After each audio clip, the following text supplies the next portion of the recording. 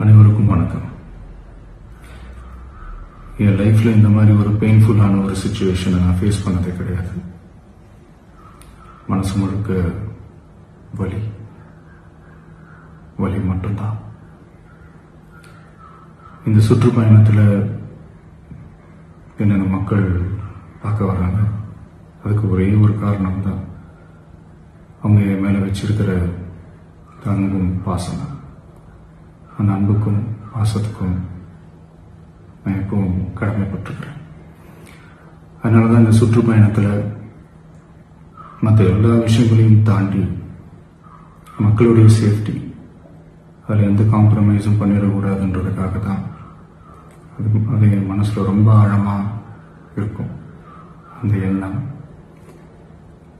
அதனால தான் இந்த அரசியல் காரணங்கள் எல்லாத்தையும் தவிர்த்துட்டு ஒதுக்கி வச்சுட்டு மக்களுடைய சேஃப்டி மட்டும் மைண்டில் வச்சுக்கிட்டு அதுக்கான இடங்களை சூஸ் பண்ணுறது, அதுக்கான இடங்களை பார்த்து பெர்மிஷன் கேட்கறது, போலீஸ் டிபார்ட்மெண்ட்டில் அதை ரிக்வெஸ்ட் பண்ணி கேட்போம். ஆனால் நடக்கக்கூடாதது நடந்துருச்சு. நானும் மனுஷன் தானே. அந்த நேரத்தில் அத்தனை பேர் பாதிக்கப்பட்டு இருக்கும்போது எப்படி அந்த ஊரை விட்டுட்டு என்னால் கிளம்பி வர முடியும்?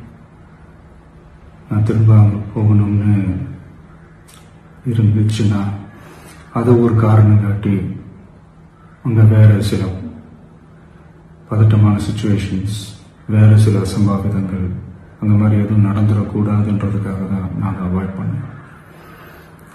இந்த நேரத்தில் சொந்தங்களை இழந்து தவிக்கிற அத்தனை குடும்பங்களுக்கும் என்னுடைய ஆழ்ந்த இரங்கலை தெரிவிச்சுக்கிறேன். எனக்கு தெரியும், என்ன சொன்னாலும் இது ஈடையாகாதுன்னு எனக்கு தெரியும். ஹாஸ்பிட்டலில் ட்ரீட் பண்ணிட்டு இருக்கிற எல்லாருமே சீக்கிரமாக க்யூர் ஆகி வரணுன்றதை இந்த நேரத்தில் நான் வேண்டிக்கிறேன். கூடிய சீக்கிரமே உங்கள் எல்லாரையும் நான் சந்திக்கிறேன். இந்த நேரத்தில் எங்களுடைய வலிகளை, எங்களுடைய நிலைமையை புரிஞ்சுக்கிட்டு எங்களுக்காக பேசின அரசியல் கட்சிகளை சார்ந்த நண்பர்கள், தலைவர்கள் அனைவருக்கும் என்னுடைய நன்றியை தெரிவிச்சுக்கிறேன். கிட்டத்தட்ட ஒரு 5 மாவட்டத்துக்கு பிரச்சாரத்துக்கு போனோம். இந்த மாதிரி எதுவுமே நடக்கலாம். ஆனால் கரூரில் மட்டும் ஏன் எப்படி நடக்குது, எப்படி நடக்குது? மக்களுக்கு எல்லா உண்மையும் தெரியும். மக்கள் எல்லாத்தையும் பார்த்துக்கிட்டு இருக்கிறாங்க. கரூரை சேர்ந்த அந்த மக்கள் அந்த உண்மையெல்லாம் வெளியில சொல்லும்போது எனக்கு கடவுளே நேரில் வந்து இறங்கி அந்த உண்மைகள்லாம் சொல்ற மாதிரி எனக்கு தோணுச்சு. சீக்கிரமே எல்லா உண்மைகளும் வெளியில வரும்.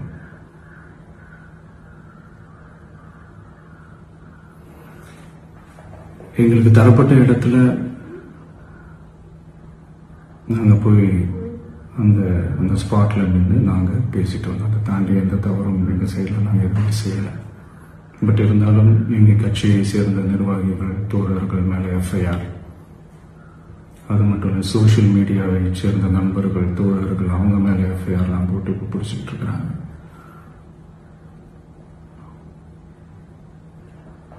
CM sir,